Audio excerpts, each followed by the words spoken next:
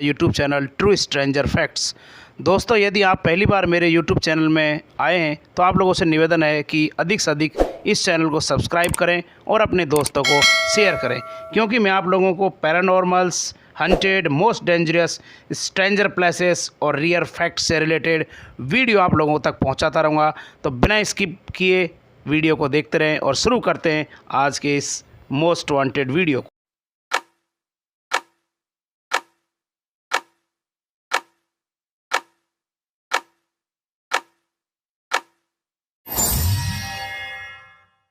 तो जैसे जैसे हम टेक्नोलॉजी के फील्ड में प्रगति कर रहे हैं, वैसे वैसे जाने अनजाने प्रकृति को नज़रअंदाज करते चले जा रहे हैं। पर जब प्रकृति अपना भयानक रूप लेती है तो सबको घुटनों पर ला देती है। करोड़ों अरबों रुपए के नुकसान के साथ साथ लाखों लोग अपनी ज़मीन और जान भी गंवा देते हैं। तो चलिए आपको दिखाते हैं 7 सबसे खतरनाक नेचुरल डिजास्टर जो हमारे लिए काफ़ी विनाशकारी साबित हो सकते हैं। हेलो दोस्तों, मैं हूं बलवीर सिंह चौधरी और आप देख रहे हैं मेरा यूट्यूब। दोस्तों, एटमॉस्फेयर प्रेशर में चेंज आने की वजह से टॉर्नेडो फॉल होते हैं। और आपको बता दें कि एक टॉर्नेडो 1.5 किलोमीटर चौड़ा और 80 किलोमीटर तक लंबा हो सकता है। दोस्तों, वैसे तो टॉर्नेडो ज़्यादातर खुले इलाकों में बनते हैं, लेकिन 1947 में अमेरिका के एक शहर मियामी में एक ऐसा टॉर्नेडो आया जो समुद्र से धीरे धीरे शहर की ओर बढ़ने लगा। इस टॉर्नेडो का साइज़ इतना बड़ा था कि शहर के शहरवासी इसको देखकर दंग रह गए।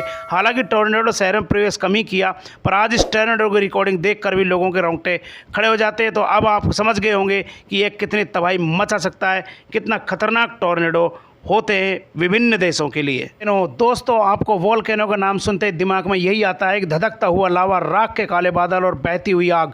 दोस्तों, अर्थ के क्रस्ट में जब टेक्टोनिक प्लेट मूव करती है तब अंदर दबा लावा सुरंगों से निकलता रहता है। तो इस धधकते हुए और धमाके को हम वोल्केनिक इरेक्शन कहते हैं। दोस्तों, 10 अप्रैल 1815 में तंबोरो में आए इस वोल्केनिक इरेक्शन को भुलाए नहीं भूल सकते, क्योंकि ये अब तक के आए हुए सबसे खतरनाक वोल्केन इरेक्शन माना जाता है। इसका अंदाजा आप इस बात से लगा सकते हैं, इस वोल्केनो में 50 किलोमीटर लंबा लावा निकला था। घटना से लगभग 6 किलोमीटर तक एक चादर सी बिछ गई थी, जो एक खतरनाक है, जो आप इस स्क्रीन पर देख पा रहे होंगे। सबसे खतरनाक ये सुनामी। दोस्तों, नेशनल डिजास्टर की बात हो रही हो और सन 2004 में आए हिंद महासागर में सुनामी 26 दिसंबर 2004 को इंडोनेशिया में आए 9.1 रिएक्टर स्केल पैमाने पर आए तूफान ने तबाही मचा दी थी, जिस वजह से समुद्र में बड़ी बड़ी लहरें उठने लगी थी। इस सुनामी की लंबी लहरें करीब 50 से 100 फुट ऊंची थी और तेज़ी से भारत और इंडोनेशिया की ओर, श्रीलंका की ओर बढ़ रही थी। समुद्र के किनारे बसे सभी शहर तेज़ी से पानी के नीचे दबे चले जा रहे थे। इस सुनामी के आते ही लोगों में हड़कंप मच गया था और किसी को भी कुछ समझ में नहीं आ रहा था। इस सुनामी में करीब 20 से 28 हज़ार लोगों ने अपनी जान गंवाई थी और काफ़ी लोग लापता हो गए थे।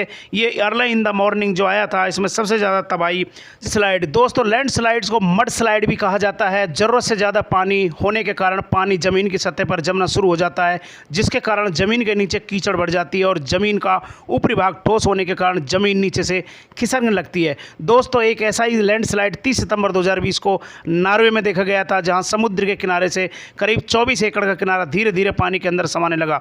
उस एरिया में लगभग 40 से 50 फैमिलीज़ के घर थे जो पूरी तरह से एक झटके में ख़त्म हो गए। दोस्तों, इस लैंडस्लाइड के पीछे का कारण तो नहीं पता चला, लेकिन वहाँ के रहने वाले लोगों का कहना था कि 60 वर्षों में इतना भयानक लैंडस्लाइड नहीं देखा था। और आपको भी बता दें कि लैंडस्लाइड के कारण इतनी खतरनाक तबाहियाँ होती हैं। यूएसए में हर साल 20 से 30 लोग अपनी जान गंवा देते हैं ऐसे खतरनाक टॉर्नेडो की वजह से, जो आप इस स्लाइड पर देख पा रहे होंगे कितना खतरनाक टॉर्नेडो है। दोस्तों, टाइफून दरअसल ये आंधी होती है जो इतनी खतरनाक होती है, जो अपने रास्ते में आने वाली तमाम चीज़ों को समाप्त कर देती है। तो दोस्तों, आप लोगों के सामने एक और यह टाइफून फिलीपींस में देखने को मिला था। वहाँ इसका नाम टाइफून रखा गया था, जो कि बहुत ही तेज़ी से इंडोनेशिया में तबाही मचा रहा था। कि इस खतरनाक था कि अंदाज़ा इस तूफान से लगा सकते हैं। इसकी हवाएं 220 प्रति घंटे किलोमीटर की दर से बह रही थी। 26 अक्टूबर से 6 नवंबर 2020 से आई इस आंधी ने फिलीपींस के साथ साथ चाइना और ताइवान में भी आतंक मचाया था। तो एक क्या दोस्त, आप लोगों को पता है कि फिलीपींस दुनिया का तीसरा ऐसा देश है जहां सबसे ज़्यादा नेचुरल डिजास्टर आते हैं, ये सबसे खतरनाक जगह मानी जाती है। वाटर स्पाउट, जी हाँ दोस्तों, आप में से कई लोगों ने वाटर स्पाउट पहली बार नाम सुना होगा। दरअसल वाटर स्पाउट टॉर्नेडो की तरह होता है, पर यह ज़्यादातर समुद्र में देखने को मिलते हैं। तेज़ गति से घूम रही हवा जब नदी या समुद्र की सतह से मिलती है तो पानी से वह अपने को 7 हवाओं के साथ अपनी तरफ खींच लेती है, फिर इस प्रकार के वाटर स्पाउट बनते हैं। दोस्तों वैसे तो इसे घबराने की कोई बात नहीं होती है, ज़्यादातर ये समुद्र में ही बनते हैं, यानी सतह से काफ़ी दूर। लेकिन कुछ ऐसे केसों में देखा गया है ये वाटर स्पाउट ज़मीन पर आ जाते हैं और उन्हें काफ़ी तबाही मचाते हैं। दोस्तों ज़रा सोचिए, आप अपने घर पर बैठकर आराम कर रहे हैं और तभी ज़मीन ज़ोर ज़ोर से हिलने लगे। जी हाँ दोस्तों, हम बात कर रहे हैं अर्थक्वेक यानी भूकंप की। दोस्तों प्राकृतिक डिजास्टरों के मुकाबले सबसे ज़्यादा अर्थक्वेक तबाही मचाने की क्षमता रखता है। जब दोस्तों चिली में 22 मई 1960 को जब सब लोग दोपहर में अपने घरों पर आराम कर रहे थे, तभी 9.6 रिएक्टर पर मैग्नीट्यूड पर रिएक्टर अर्थ पर क्विक आया था, सबको हिलाकर रख दिया। करीब इस देश में 1600 करीब जाने की और लगभग 20 लाख लोग बेघर हो गए थे। अर्थक्वेक अब तक का सबसे खतरनाक अर्थक्वेक माना जाता है। दोस्तों क्या आपने आज तक कोई नेचुरल डिजास्टर फेस किया है तो ज़रूर कमेंट बॉक्स में लिखें।